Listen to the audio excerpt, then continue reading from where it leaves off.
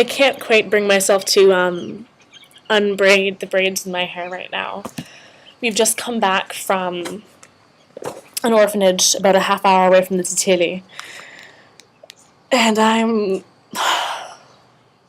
still trying to form complete sentences. I purposely haven't video blogged too much since I've been in Africa, because I thought if I waited maybe a week, it would be more powerful coming out all at once, and I think that's probably right. This weekend alone feels like I've been hit with a baseball bat. It feels like everything just happened at once, and it's more than I could ever ask for. It started last night when Lisa's sisters were home, and we rode in the back of Lisa's pickup truck up this mountain and watched the sunset with the most incredible view of the mountains in Limpopo. And I saw a wild millipede, which was a big deal. I think someone's throwing seeds at me. And so we climbed to the top of this mountain, and the sun's just setting over some mountains, and there's this big cross built on the top of the mountains that is made of shiny mirror-like metal, and there's lights projected at it, and so it lights up, and I guess for Lisa and her sisters that would have been significant. And we all just kind of sat there in awe and watched this outrageous sunset, and the entire sky turning bright orange, and we took a few photos and surveyed the land around us, and then we drove back. But that the trip just paid for itself right there, I think.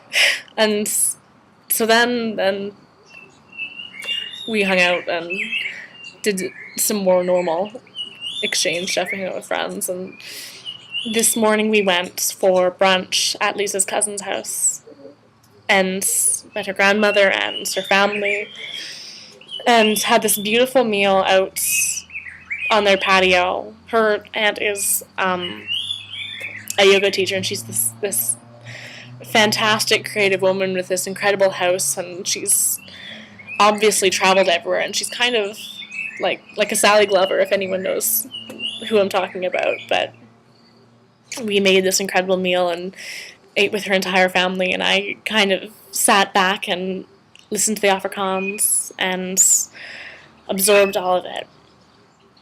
And then her cousin Celia's, am I saying that right? I think so. So he took us out on the dirt bikes and the ATVs, and I have never gone so fast in my life. Something about the way a dirt bike sounds, just the growl of it is so aggressive and scary. So Lisa and I are following like 100 miles an hour behind him along these trails carved out through the orange plantations. And eventually we stop at this soccer field. And this one's for my brother and Gavin and Pike and all of you guys from OA. We stop at this soccer field that's built in the plantation for the workers. And there's these posts made out of red pipes, and we're driving along there, and these two little kids are sitting there watching us on the dirt bike and on the ATV, and Lisa invites them onto the back, and they ride with us for a little bit, and it was huge. Hello, puppies. Hello. Oh, that was Lisa's dogs. But I was kicking myself because I didn't have a camera to take a photo of the soccer fields. But then her cousin asked if I'd like to ride on the back of the dirt bike, and I say I will try anything once. And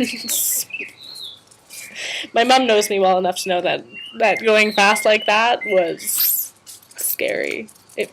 Hello. Wiener dog, okay. Okay, let's have Rolly and Chama. There they are. Their internet debut. Anyways, back to the story. I'm riding on the back of this dirt bike, and I'm guessing I probably left like nail marks in Lisa's cousin's chest because I was holding on so tight. I guess I burned my leg a little bit. It's my war wound.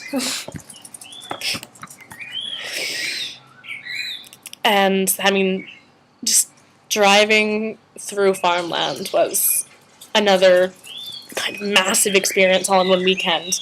And then we get home and decide, okay, let's go check out this orphanage and get a feel for the kind of art project we can start and all of that. The idea is, if anyone hasn't been filled in, we're going to bring about 30 canvases to this orphanage and get some of the older kids to paint them, and then bring them back, have an art show, send the money back. Kind of, yeah, typical charity idea, but it's so easy. I don't see why we wouldn't. And we drive in the Van Rogen's in their van, and as soon as these kids spot our car, they all come running out and just swarm us. And, we tried to open the car doors, and they were, it was all who could reach for our hands first, and they were fighting over who got to hold our hands.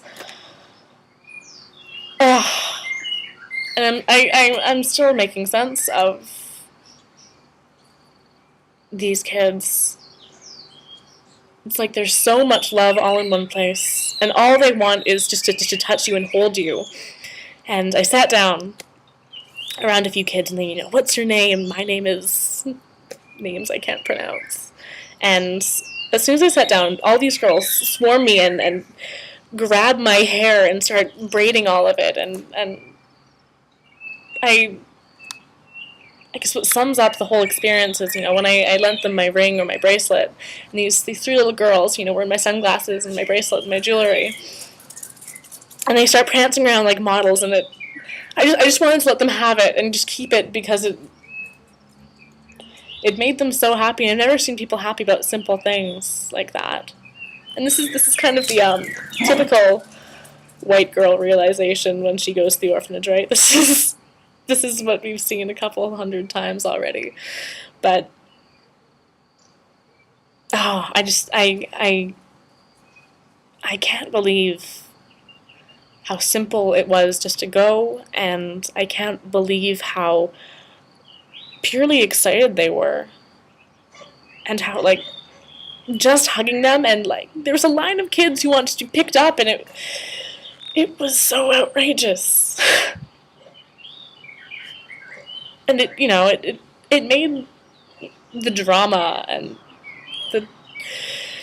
the little petty things I've been worrying about kind of blew them into proportions. Okay, hug these kids with AIDS, but, back off on who hooked up with who and what shit's going down back home. So this weekend has been, massive reality check and the start of a new chapter, the start of something completely different. And I'll write home a little bit more when more has happened, when we've done the project. See you guys later.